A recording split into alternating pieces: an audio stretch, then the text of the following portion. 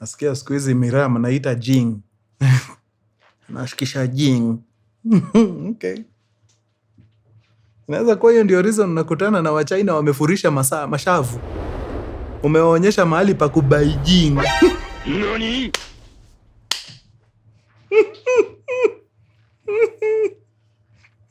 Hiyo nimeiforce lakini.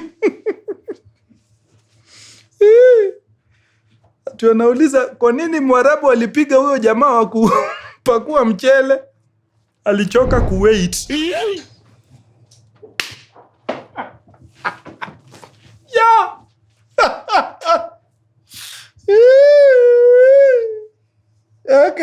Okay. Tuende kazi.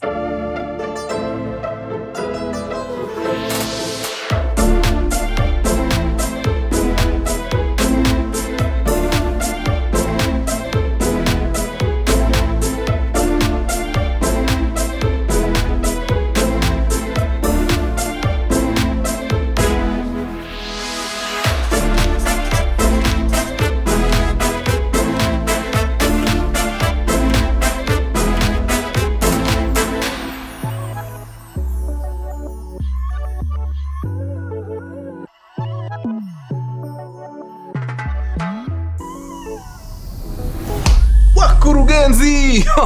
Mamen! Mkurugenzi Diastories kama K. Wangwana. Munakapitia. Hey! Hapa nje? No, you guys are going through a lot. Ngoja. Hii nataka nigonge funda la juice because. Wewe.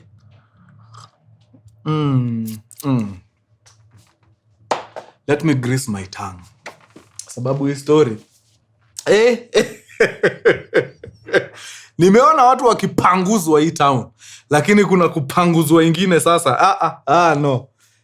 It's too much, wena. It's too much. Now. Wangwana, nitafanya majambo kidogo sababu sidhani ni story mwenyewe anaweza taka imumulike.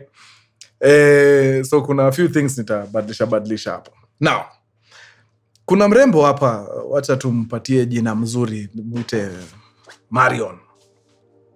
Marion ni madam ako tu sawa, ako na a small family pale, ameolewa, very supportive husband, very supportive. Yeah. Na wanalea familia pamoja. So Marion ameonyesha interest ya biashara kidogo hapa na pale. So ameanza pole pole, start small. Tenders kidogo hapa na pale, tu kusupply tu vitu 1 2. Then akakama discover kumbe the big bucks iko hii area ya nini? Hii area ya construction. Okay? So akaingia huko. Pata matenders hapa na pale, na piga construction zake hatari, anapiga construction za barabara, nini. Na vitu zinaanza kukaa. Yes. Iko sawa kabisa. But even though tutenda si tubaya, bado haijakuja na ile, unajua kuna ile tenda ya life changing money. Ile yenyewe unahitaji tu tenda moja uondokee shida maisha yako yote. So hiyo ndio amekuwa akiombea hii time yote. Anasema Mungu, ninakimbiza hizi, tafadhali wakati unapeana zile nono usinisahau. Na Mungu ni nani? Mungu ni mtu ambaye anajua kushikilia watoto wake. Mungu akamulika siku moja na akamwambia, kutoka leo shida zako zote kwisha. How does this happen? Now, one of her friends, sababu alikuwa anajua huyu Marion wetu anafanyaga shughuli za construction, akamtafuta siku moja akamwambia, mtu yangu, na kuambia kuna kandarasi bigi iko mahali, lakini hatuna muscle. Hiyo muscle ya kusukuma hiyo contract, hiyo ni ya the selected few. Na since wewe unakoga kwa hii shughuli ya construction, wewe unaweza anguka na hiki kitu vibaya sana. Kweli? Ni contract ya nini? Now, there is a big cement manufacturing company, wanatafuta a component ambayo waga inatumika kutengeneza nini? Cement. Hii component inaitwa clinker. So, kwa production ya cement, clinker inakuwaga very, very, very, very vital. Na wanaitafuta sana. Na wanaitaka in bulk. Yani unajua, clinker kibao. So ukijua mahali unaweza pata hiyo kitu na upate hii kandarasi, wewe uko in business, umeomoka kweli. Sawa.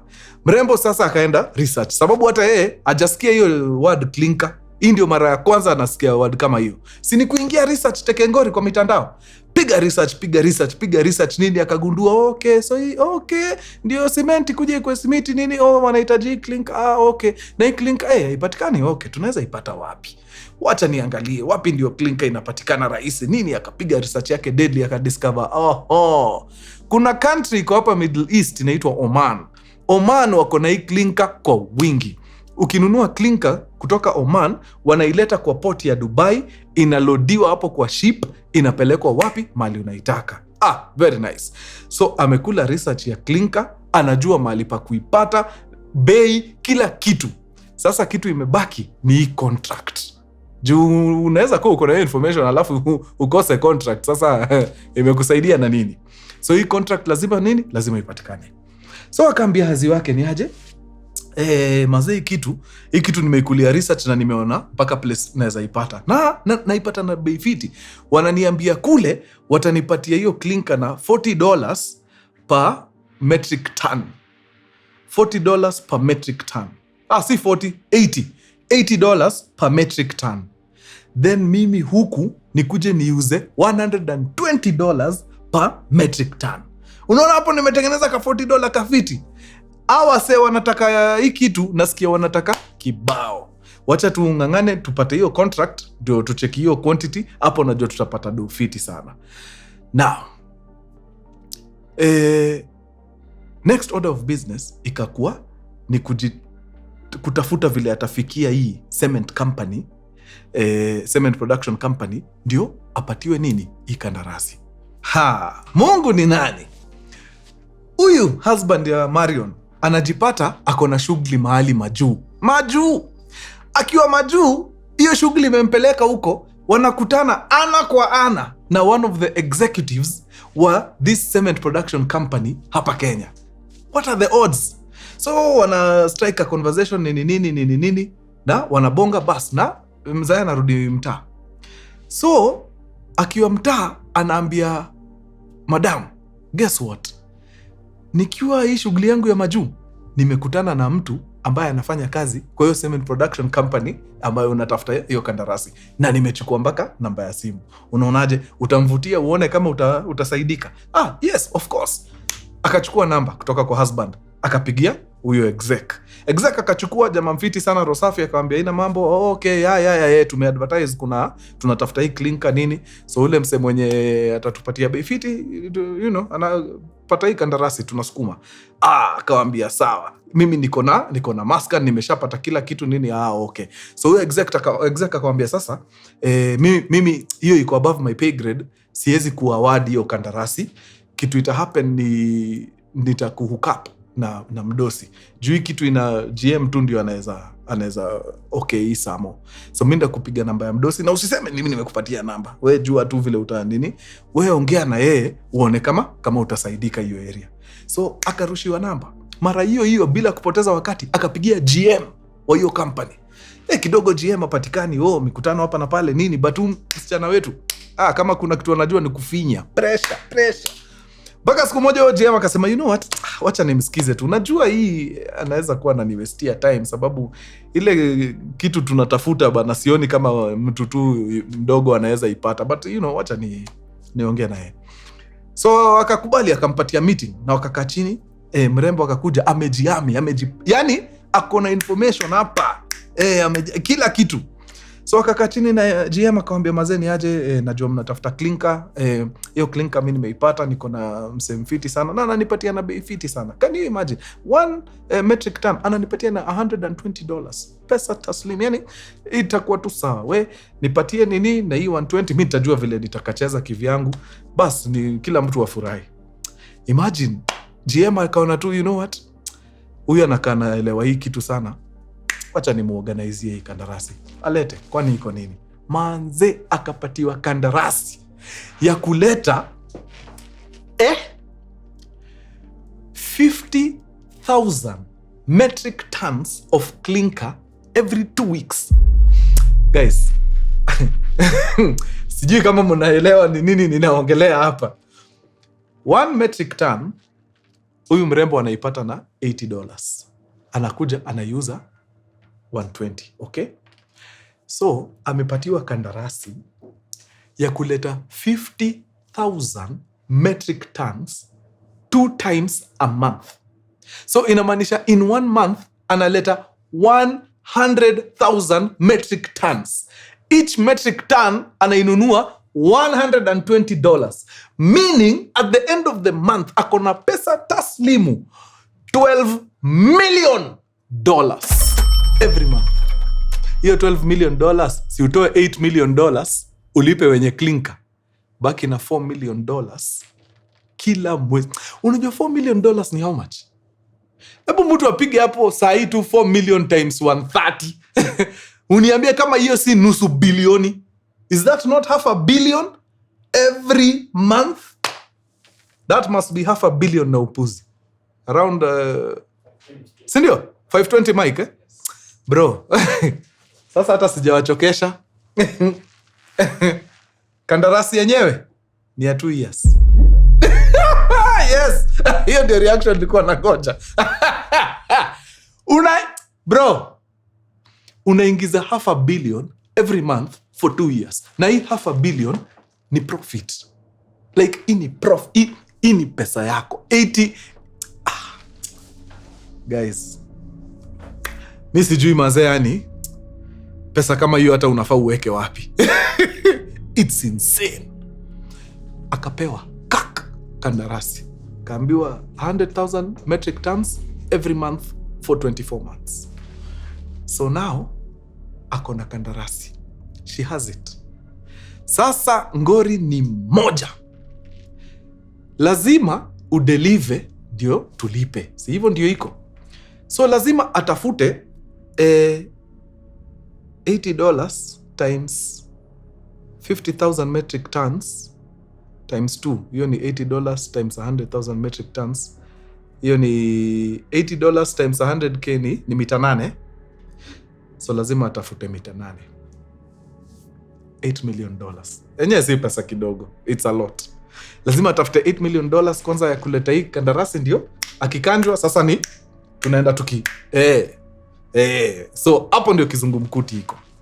So akaongea na husband akamwambia Jo, mazee tumepata hii kandarasi lakini tunaona tuna need kuifinance ndio at least tulete ile shipment ya kwanza, ndio sasa kutoka hapo sasa ikuwe ni all systems go. Yani wakikanja si hiyo ndio tunatumia hivyo mpaka. So husband akamwambia ina mambo, kuna jamaa najua anafanya job kwa I think microfinance or something. Na uaga wana finance makandarasi sana. So na kandarasi kama hii mazee ni kandarasi iko fiti. Ebu ongea na huyu jamaa ucheki atakam through aje. Very nice. So husband akamtumia namba ya huyo rafiki yake. So Marion wetu akapiga simu haraka faster. Akakutana na ule jamaa, akamwambia ni aje, Habi amenipatia namba, ameniambia mazee uaga na finance makandarasi. Nina kandarasi safi hapa. So mimi nataka tu ile ya kwanza. Yani mkini kickstart tu ni kuisha.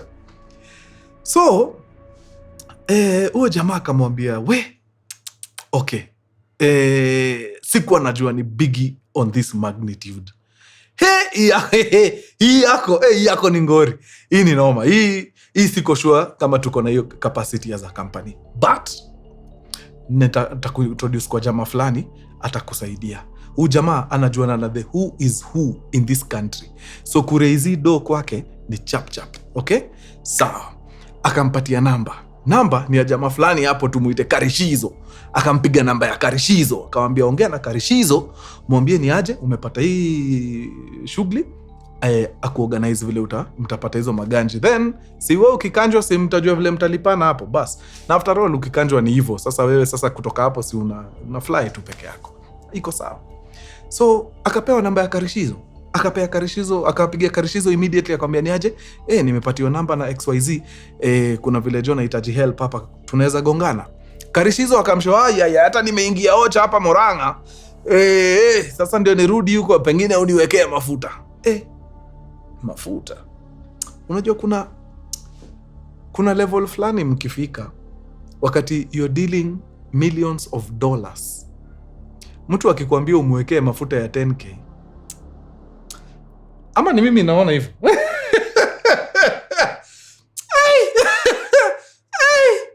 Yani wewe nakutegemea tutafute millions of dollars, unaniambia nikuwekee mafuta ya 10 Gs. Akajiambia, you know what, ule boy mwenye amenipatia hii contact ya Karishizo sidhani anaweza ni enjoy. Wacha tu nimsikize. Akamwambia ina mambo Karishizo, wacha nikusetie. Akamsetia fuel. Karishizo akakaa chini na yeye wakabonga. Okay. So unahitaji so tunafanya. Kandarasi ni bigi. 2 years. Wah! You kama kufinance yote. This is a lot of money. It's a lot. Okay. Sawa. But si ganji inanishtua. Niko na bosi wangu fulani. I think anaweza na hii kandarasi. For real? Quick. Sawa, wacha nitachapiana naye. Then tukutane. Sawa. So tukutane Monday.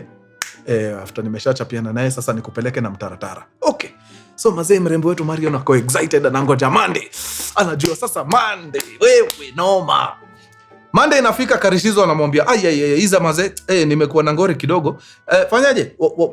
Wacha nikupange ile time tutakutana. Sasa haina mambo, ukiwa free niambie. I think Karishizo anamcall ka Wednesday anamwambia iko sawa, tunaweza kutana. In fact, niko na idea nyingine. We tukutane nikuambie. Okay, sawa. So Karishizo anatokea. Marion wetu anatokea, wanakutana mahali tao.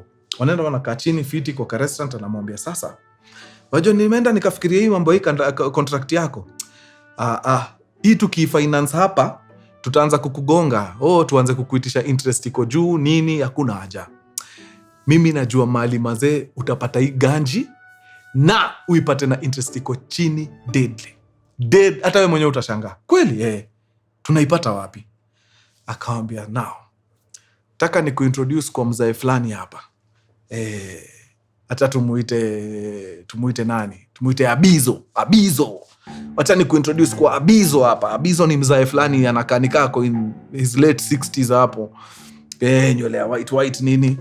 But ni jamaa tu, yani hata unaweza mkutana naye tu amepiga kinyasa yake safi. Yani ni sawa. Okay. So Abizo anajuana na maraia fulani. Ushasikia country iko pale West Africa inaitwa The Gambia. Good. So pale The Gambia iko time prezo wao mazee wamemfurusha mbaya sana. Sijui kama ulisikia story, walifurusha rais huko deadly. So I think alikuwa anaitwa Jame huyo rais. Sasa huyo rais unajua tu mambo African presidents mambo yao. Wana mass mali ya umma huko deadly, umejiwekea mabilioni nini. So vile walimfurushaga, aliachaga amesunda maganji kibao. So sasa ngori yake bigi ni vile kutoaga hizi ganji kwa country yake. Hiyo ndio kitu inamsumbua deadly.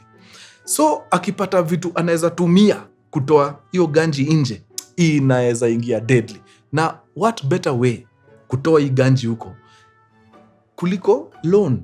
Unaona, tukifinance kandarasi enyewe inaonekana imeenda kufanya vitu legit. Sababu hii ganji ikionekana inatoka tu kiholela, hatujui inaenda wapi. Yani country The Gambia haijui hii ganji inaenda wapi. Wataanza kusema hii ndio ganji inaenda kufund sijui terrorism nini, itaanza kuleta noma. But hii kandarasi ikionekana, itaonekana yenyewe ni ganji inatoka ifanye kitu legit. Marion akasema sawa. Okay, sawa. So hii ganji huko The Gambia tunaifikia aje? Akamwambia ina mambo. In fact hata Abizo ako hapa, mzae anakoga na connects huyu hatari. Tutapanga safari tuingie na wewe The Gambia. Tuende tujiokote hiyo ganji sisi wenyewe. Wewe uende ufanye biashara yako, bas. Si ni hivyo? Kila mtu aende kama amefurahi. Hiyo good. Hiyo sawa. So akamwambia sasa wewe organize as soon as possible tuingie The Gambia.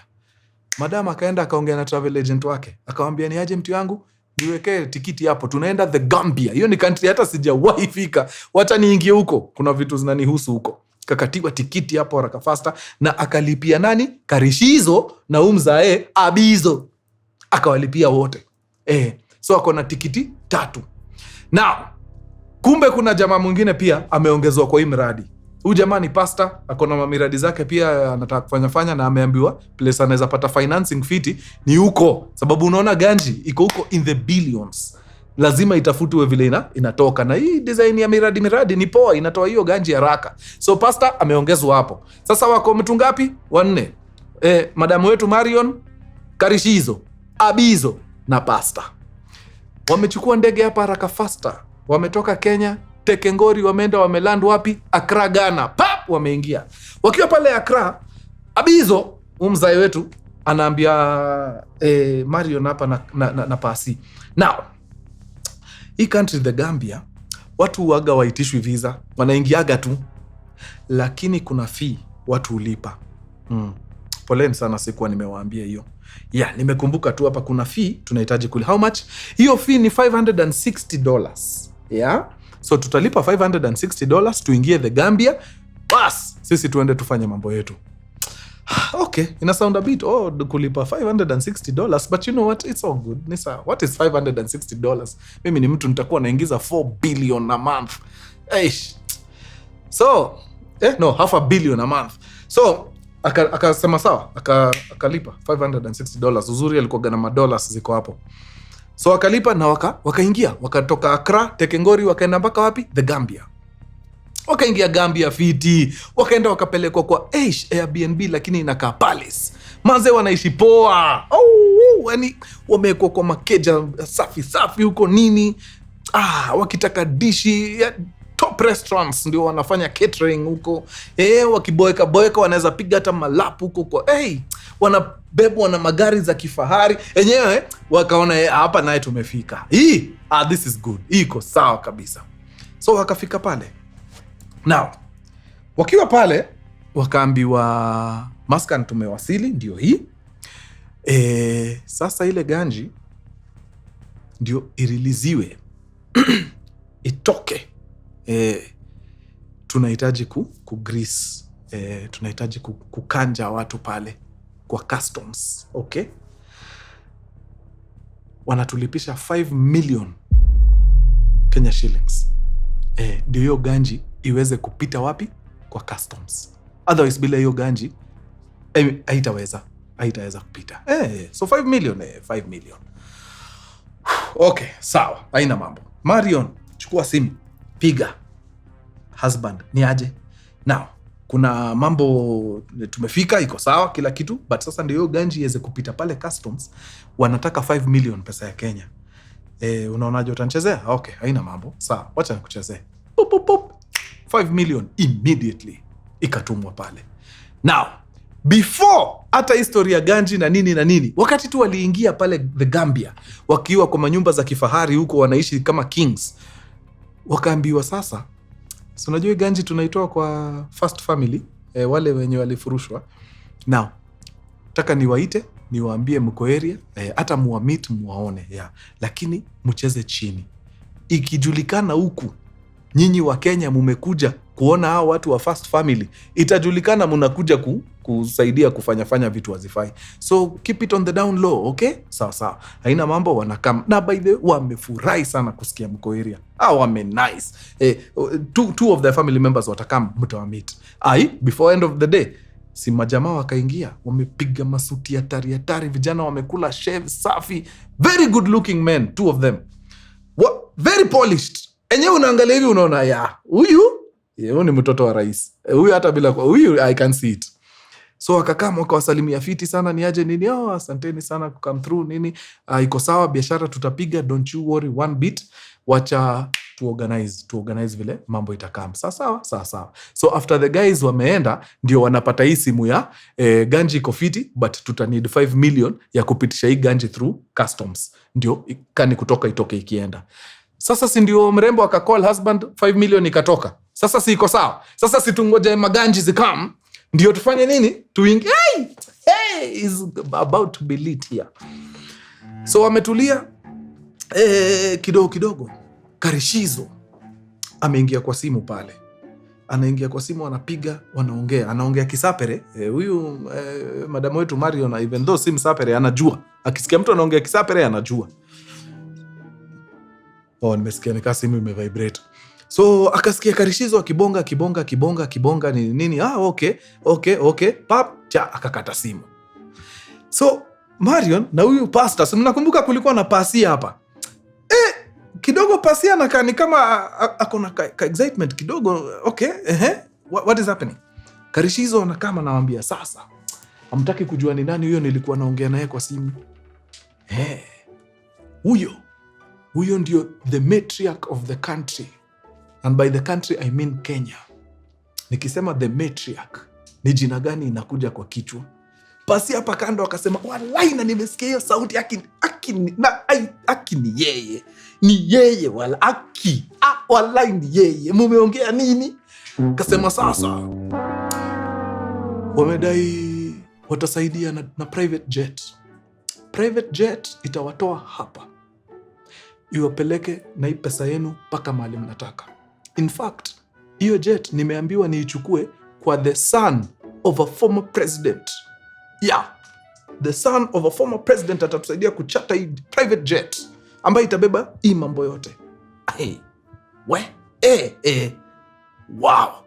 We are in business. Iko sawa. I love it. Iko sawa. Sasa itakuwaje? So sasa si hivyo, tunangoja ile ganji ikuje, si ile 5 million mshatoa, tuklia nayo customs, iingie kwa jet, Tekengori. Hapo sawa. Mnakumbuka wale vijana wawili wametoka kwa First Family? Wakakama wakadai, ngoja first. Nimesikia mkiorganize majet, mimi naona hakuna haja. Juu kuferi hiyo jet ikiwa empty all the way from Kenya ikuje hapa the Gambia ichukue ganji iende mahali nataka iende, sio tutakuwa tumechoma. Hapana, hakuna haja. Let's get a jet from the neighboring country of Guinea. Guinea si ndio iko na capital ya Conakry. Tuchukue kutoka hapa Guinea chap. Hiyo quick, in a few days ndakuwa nayo hapa. Kwa hivyo tuende na hiyo ya Guinea. Tuende na ya Guinea. Iko sawa hiyo. Wacha na hiyo. Ya Kenya iko mbali. Okay, sawa. So hao majamaa wawili wakaamua sawa, tupatieni a few days, wacheni tuende tuorganize mambo ya nini? Mambo ya jet. Na hao wakatoka Tekengori, wakaingia wapi? Wakaingia Guinea kuorganize jet. Sasa walipiga huko karibu wiki 2 bana, wakiorganize jet. But haidhuru, sababu hawa se wako hapa wanaishi kama wafalme.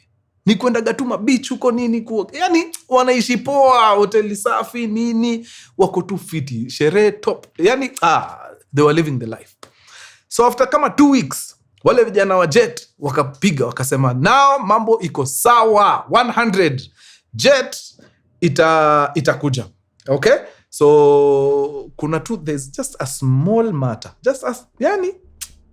A small matter of 10 million shillings ya kuchata hii jet. Hiyo tu. In fact, ukisikia nikiongea juu ya kitu kingine, hiyo ni kierere. Milioni 10 tu ya kuchata hii jet, alafu bas. Teneme. Okay. Yeah, but yenyewe ukiangalia rates za private jet zo ucheze hapo. Alafu kutoka West Africa all the way. Okay. Sawa. Okay. Lakini Karishizo, kwa nini hawa seo wanataka tuingie na hizi jet za huko na Guinea? Si matriarch alikuwa amesema tuongee na kijana ya rais atuorganize jet. Kwani tena hiyo imeenda aje? So akaambiwa sasa, kumbe mazee ni red flag. Ndege private tu inaonekana kutoka Kenya ikiingia Gambia ovyo. Hizo ndio vitu waga zina raise eyebrows. Then wakuje waseme hapana, tunataka kujua hii ndege iko na nini, waingie ndani wapate mko na box za pesa. So unaona hapo itakuwa ni okay. Kwa hivyo tulipe tu 10 million ya jet ya Conakry. Lipeni hiyo, iko sawa. Okay, sawa. Baby. Now, there's a small matter.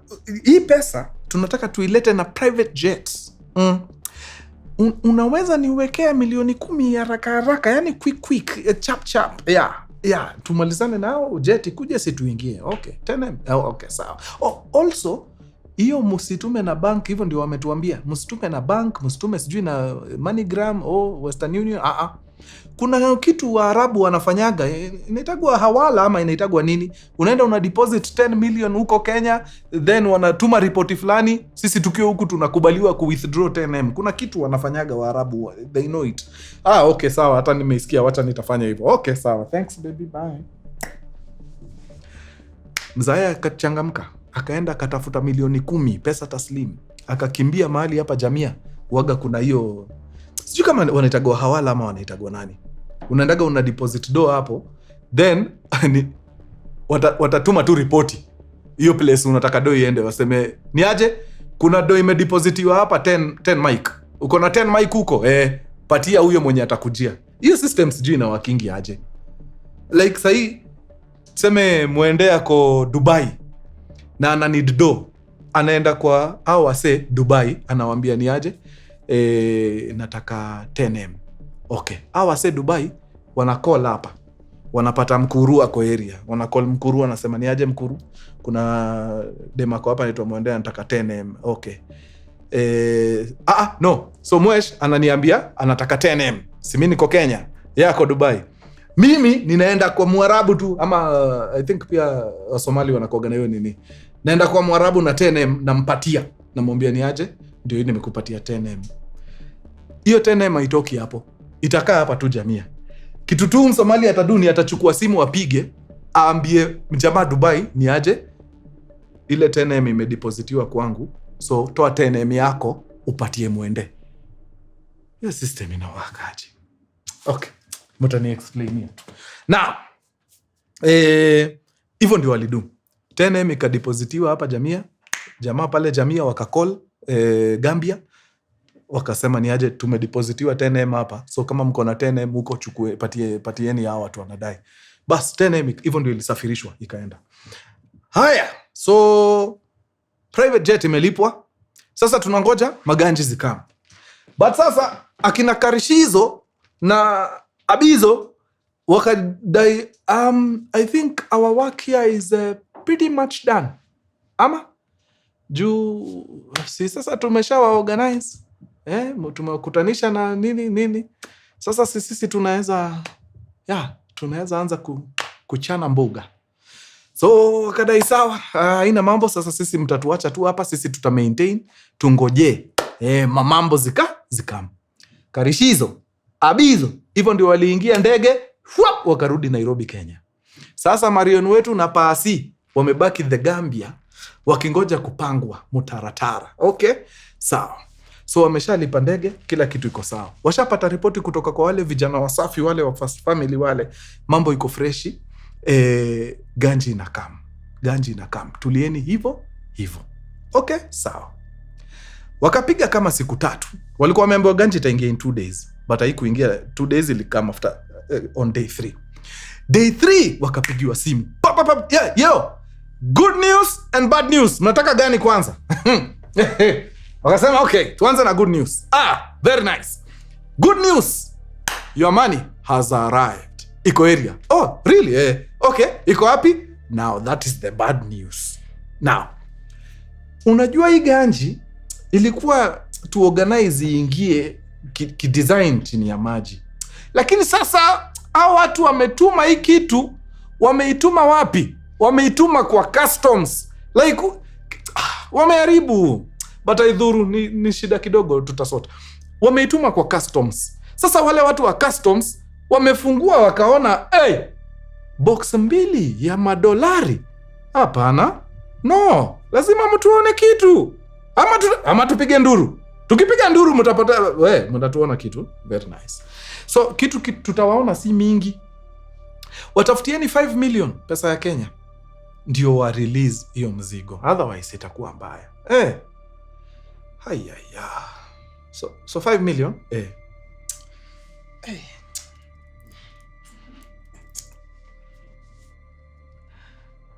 Baby. Sasa so ganji iko imefika kabisa, it is here with us. Lakini imeenda customs, bahati mbaya wanasema tuongeze 5 million ndio tulambisha hao watu wa customs, ndio hiyo ganji itoke sasa itufikie. Husband akamwambia uongo mbaya. Hapana. First of all, you have overstayed. It's been what, a month since you left? Juu tangu walienda wakakaa kama sijui wiki.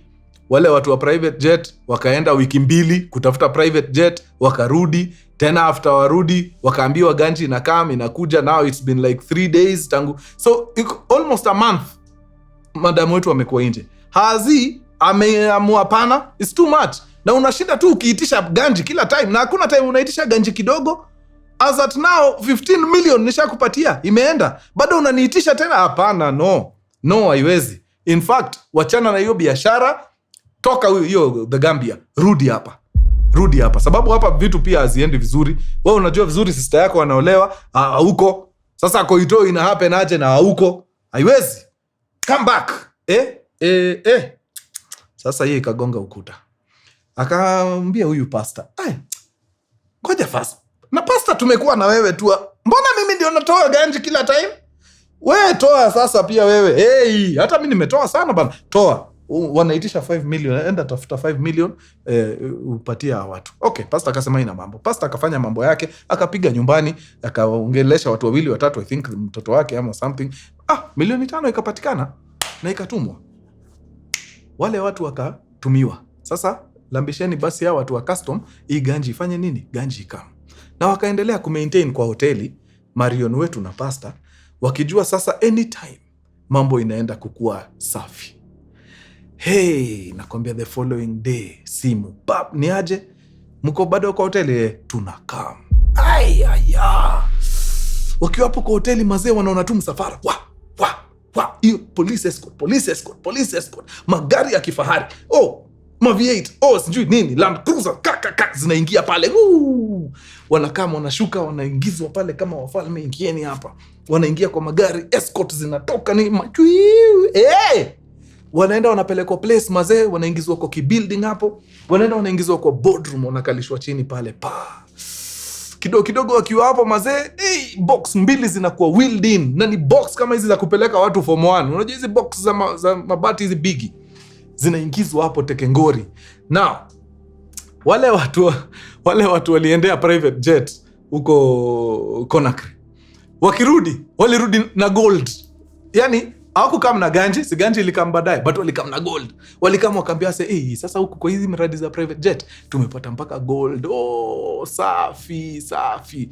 But sasa hii gold hao watu wetu wakasema nao hapa tunaanza kuingia kwa biashara kidogo, haituhusu. We si tunataka ile ganji yetu, juu kuna pressure tayari. So hizi gold zilikuwa pia somewhere hapo wakati hizi mabox zinakam kulikuwa. Now wameona ganji, kila kitu iko sawa, mpaka amepatiwa kanini kamoja, akaambiwa chukua hii, unaweza ingia nayo hata bankiko, enda uhakikishe ni ganji legit. Na akatoka akaenda bank, akaichange, akapewa legit money kabisa, 2 boxes of dollars. Hiyo ganji ni mob. So kile hasa walifanya, waliangalia hii kandarasi yote, wakaamua kufinance huyu madam do yote ya 2 years yote. Wewe kama 1 month umeona ile pesa tulikuwa tunaingiza, hebu ipige 24 months. Hiyo pesa ni kibao mzee, inabebwa na masanduku hivi. So madam akajua ni is done. Alikuwa anapigiwa masimu home juu hizo mapresha. Sister yako anaolewa, unarudi lini? Anawaambia wacha mwambia nitumie budget ya hiyo harusi. Finance yote, unaambia nini? Mzai huko anapigania, hapana, wewe rudi. Anaambiwa relax.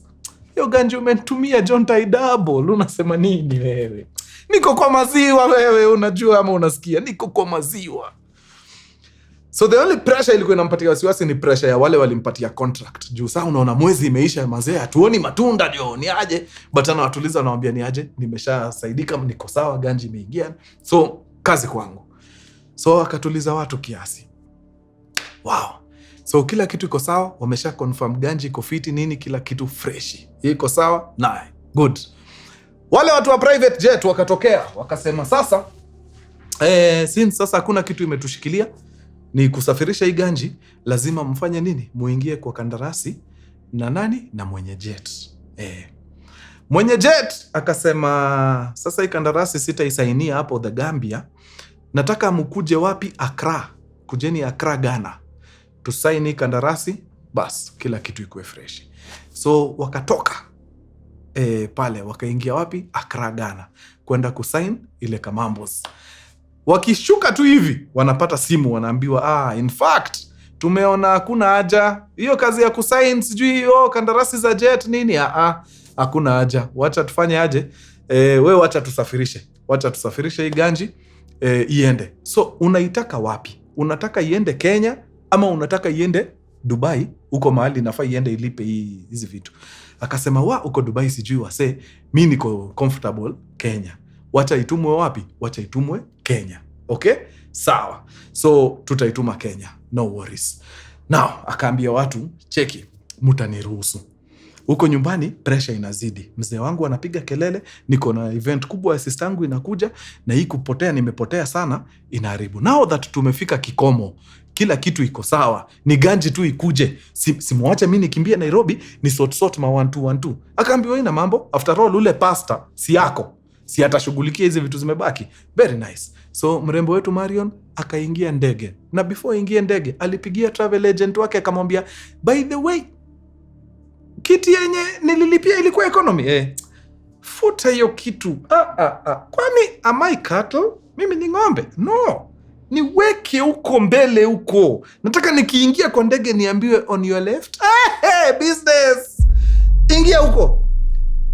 Akatolewa cattle class, akapelekwa business. Akaingia huko. Kila kitu iko sawa. But hii time yote ni favors. Sababu gani? Hayuko liquid, but anajua do iko. So hata hizi travel agent nini ni mafavor, unaona?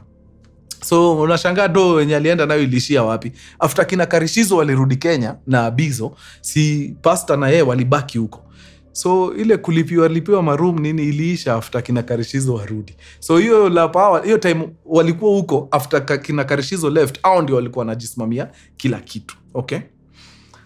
Now msichana wetu akatoka, akakuja Kenya, akaenda akafanya event ya sister yake vizuri, ikaisha. Sasa ikakuwa tumefika wapi?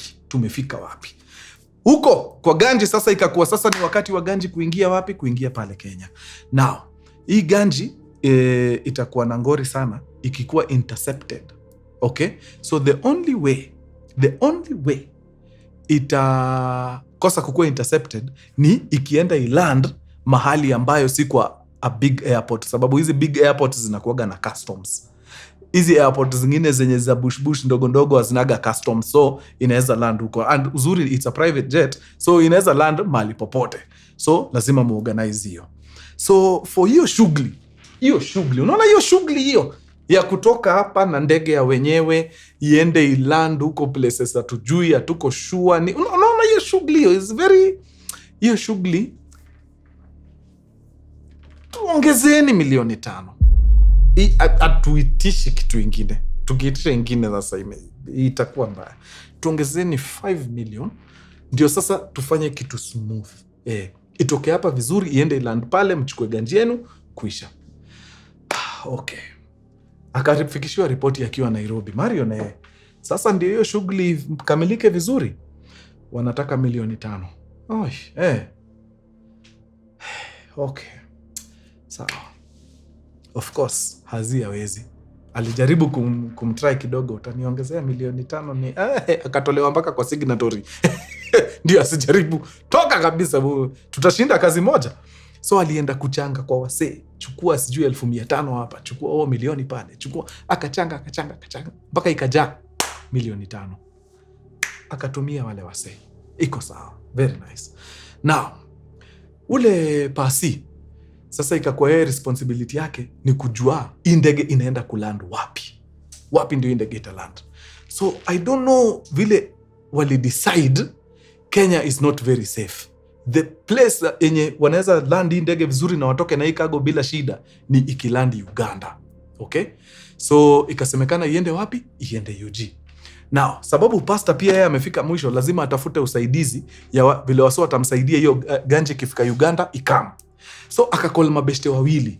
Beshte mmoja ni mbigi kwa one of these government corporations.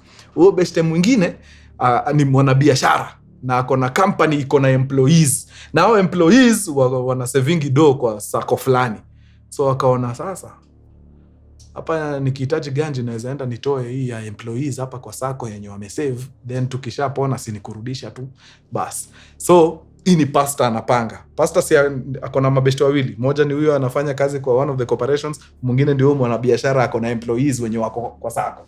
So akawapanga, akawaambia sasa ni aje wadau nisaidieni, hii kitu inaingia Uganda, ikifika Uganda jueni vile inatoka huko. Okay? Sawa. Haya. So wakapata ripoti. Hii mambo yenu ishaelekea Uganda. So huko Uganda mtahitaji watu wa kufanya nini? Wa kusaidia kuitoa. So I think hii ni ripoti inatoka kwa one of the guys ndio alikuwa na try kucheck vile huko Uganda itatoka. Na I think ni huyu mwenye ako na mabiz. Yeah, it's him. Juu yeye ndio ako na links na Waganda kiasi. So akaambiwa kule hiyo ganji ndio itoke huko, lazima ulambishe wase ndio itoke. Of which inaeleweka. Sawa, mnataka how much? Wanataka 1 million Kenya shillings. Okay. So akaambia pasi huko ni aje wale Waganda wetu wanasema ndio hiyo ganji itoke, tunahitaji kuwakanja 1M. Okay? Sawa. So I think hiyo 1M ikachangwa hapo, but haikufika, ilifika kitu kama 6 kama 600k wakapewa. So ikakuwa sasa kutoka hapo ni hivyo organize vile hizo mandai zita come. But huyu mwenye anafanya kwa a state corporation, this second guy anajiuliza, imradi huyu pastor alitupatia, but from vile amekuwa kini explain ya vitu, hao tu ndio wanashinda wakifinance vitu. Hao wa Gambia hakuna mahali wanaingia kwa mfuko hata kidogo. Akaambia hapana, hii ganji yenye ijajaa hii, si hao wa Gambia wajaze. Juu kuna milioni inahitajika lakini imechangwa tu kama 600. Hebu waambie hao wa Gambia wajaze hii kitu mali. Kwani sisi ndio tutakuwa tunatoa gado kila wakati? Hapo inaenda namna gani? Yenyewe pasi akaona ni ukweli, by the way sasa hakuna mahali wametoa do. Ganji yote in fact ni Mario na amekuwa kitoa. Mimi nimepiga tu ile milioni 5. Akaambia ni aje itabidi jo mchangamke. Hata Marion mwenyewe akaambiwa, maze msitoe ganji ovyo ovyo. Ambia hawa sasa pia wachangamke. Hii biashara inatu benefit sisi wote. Marion akakol wale, unakumbuka wale watu wawili wa safi wale of us family. Akawacall maze. Na watu kupatikana ni ngumu jo, hawapatikani. Eventually akakol moja. Huo moja akamwambia, maze ningependa sana kuchipin lakini juu ya hii shughuli yenu nimekuwa away from home for so long. Maze wife ameanza kuleta noma, inaanza kukani kama na mcheza na so hatuko place poa sana. So imebidi hata niwachilie niende home kwanza nitulize vitu. Na huo beshte yako mbona tumpati ni mteja? Huyo pia mimi simpati maze ni mteja. But idhuru nikimpata tutaongea. Wakajembe, you know what, tushakula ng'ombe mzima, imebaki tu mkia. Wacha tu deal na hii ganji pale Uganda itoke, si tu tusahau hii story. After all ishafika, ndio hii Uganda, ndio hii hapa. So mrembo wetu Mario akaenda akatafuta magari 3 heavy Land Cruiser tupu, akazisukuma Eugene pamoja na nani, kwa marafiki wa pastor wawili. Kuna ule wa corporation na kuna ule wa biashara. Huyu anakoga na malinks pale Uganda. Wakaingia huko, wanajua sasa pale ni kwenda kuchukua mali na kuingia Kenya direct. So wamefika pale customs, wanaulizia ni aje kuna private jet imekam kutoka the Gambia na iko na mali yetu safi, tunafaa tuichukue wapi? Juu tumeambiwa kuna mamaskan tunaweza ingia tuichukue chini ya maji. Mazee wakiwa tu hizo malap zao za huko kwa customs huko, akitembea hapo mazee akaitwa, ni aje poa, wewe ndio nimecheki unaulizia kago fulani imetoka the Gambia na unasema kuna wase fulani wanafaa kuorganize uichukue. Hao wase wanaitwa XYZ. Ndio hao wanafaa wanisaidie. Nimeambiwa ni Waganda wafiti wanaweza nitolea. Akaambiwa wewe usiwahi mention hiyo jina tena hapa karibu na wase. Wase ni hatari. Hao ndio ma kingpin wa huku UG. Like ni wase wabaya. Wewe ukasikika ukiongea nini unaweza hata bebo mtu yangu. Number 2, hiyo story sijui umeitoa wapi lakini ni kata. Mimi mwenyewe nimekuwa hapa na najua schedule za mandege hapa deadly. Hakuna ndege imetoka the Gambia. Private jet kwanza hakuna. So mtu yangu hii live nimesikia tu hiyo story yenu nini mumechapwa. Si mara ya kwanza nimesikia story kama hizi stories all happen. Hakuna do kama hiyo imetoka Gambia, hakuna do imeingia hapa. You just forget about it. Rudini before authorities wawaeke kwa macho. So tokeni tu hapa, hata msijaribu kuongea na mtu, msijaribu kuuliza mtu kitu, ingieni tu kwa magari na mtoke muende. Sau jamaa juu yeye hataki kuingia kwa ngori. Unajua ni rafiki ya ule pastor tu, anamsaidia tu. So mbona ingie kwa ngori kwa vitu aliingia kwa magari zake 3 akaenda vibaya sana out. So akacall Marion, I think na pastor akamwambia, Jo wadau, hiyo shughuli yote mmekuwa mkipiga for 1 month huko the Gambia, mtu yangu ni kama imekunywa maji, hakuna do imeingia Uganda, hiyo story yote ni kata. In fact tumetoka huko mbio sana juu walikuwa nasema kidogo kidogo hapo mambo ingetuchachia. Manze, ona imagine Marion anakaa chini anaanza kuhesabu ile ganji yote imeenda. Anza tu na $560 pale kwa airport wakiingia, wakiwa Accra wakielekea Gambia. Toka hapo ingia kwa 5 milioni ya kufacilitate movement ya hii pesa. Toka kwa hiyo 5 milioni ingia kwa 10 milioni ya private jet. Toka kwa hiyo 10 milioni ingia kwa 5 milioni zingine zenye ule pastor aligaramia. Toka kwa hiyo 5 milioni kuja kwa Marion tena kuna ile 5 milioni ya kutoa pesa the Gambia sasa iende Uganda. Sasa toka hapo safari zake hiyo stay yake ya huko, hiyo ganji yote alitumia akiwa huko. Mpaka hii kukopa do ya mandai zenye zitaenda Uganda kuchukua ganji, hizo zote zilikuwa ni agent ndakukanja, release gari 3 ziende nini. Hiyo yote ni deni. Alipiga hesabu akapata alitandikwa 28 million bob. 28. Na ile ganji gone. So bila hiyo ganji inamaanisha ile kandarasi gone. Hivyo ndio msichana wa watu walisafishwa 28 million. How marriage yake imesimama mpaka sasa hii hata sielewi. I think tu kuna wanaume wazuri kwa hii dunia. It's crazy. Imeenda hivyo. Hawa Gambia nowhere to be seen. But I'm curious though. Akina Karishizo na Abizo wako heri ama walipotea? I think nitamuuliza hiyo. Juu hao wanafaa waulizwe maswali jo. Hey, nyinyi ndio mlitu hook up na wale watu wametusafisha, mko pamoja. But ile tu ukweli akina Karishizo na akina Abizo pia hao suspects number 1. Juu hata zile simu walikuwa wanapiga ati matriarch of the country. Amesema tuchukue ndege kwa mtoto wa rais, kata. Hakuna matriarch of the country amepigiwa hapo. Unaweza pata tu ni mama fulani alikuwa na act hapo kwa hiyo simu. Yenyewe ukisafishwa utasafishwa tu. Watu wanakuaga wamejipanga. Alafu wana drop hizo names kubwa ndio uone wa kumbe ana dilingi mpaka na unaoshwa. And that, my friends, is how our dear friend Marion lost 28 million shillings in a span of a month. Pesa ambayo tunazaliwa tunakufa hatujawahi hata iona. So sad. Pole sana madam, najua mpaka sasa unaendelea. Unajua imeleta ngori juu alikopa some of your amounts, na wase alikopa sasa wamemsukuma mpaka kotini. Ule travel agent mwenye alisaidia kubook hizo mandege nini amemsukuma mpaka court. Juu sasa Mario nana ganji ya kulipa. Unasafishwa unarudishwa. Alafu unajua ukisafishwa vizuri mazeni urudishwe ground vipoa, hata brain inajifunga, unaanza kushindwa kufunction. Uni dem alikuwa tu sawa mabiz, alikuwa anasukuma mabiz, but sasa juu ya hii burden like hata kupiga zile makandarasi alikuwa anapigaga before hii kubwa ikuje inamlemea. But yuko kwa state of mind poa. Hata kama ni wewe mazee umesafishwa milioni 28 utaendelea aje kutoka? It's insane. I hope mazee God amuonekanie. Apate tu namna. Ajitoe kwa hiyo minyororo. Sababu it's not easy. Chani tufungie hapo wadau, imekuwa true sana. Tuonane baada ya siku chache. Adios muchachos. Peace.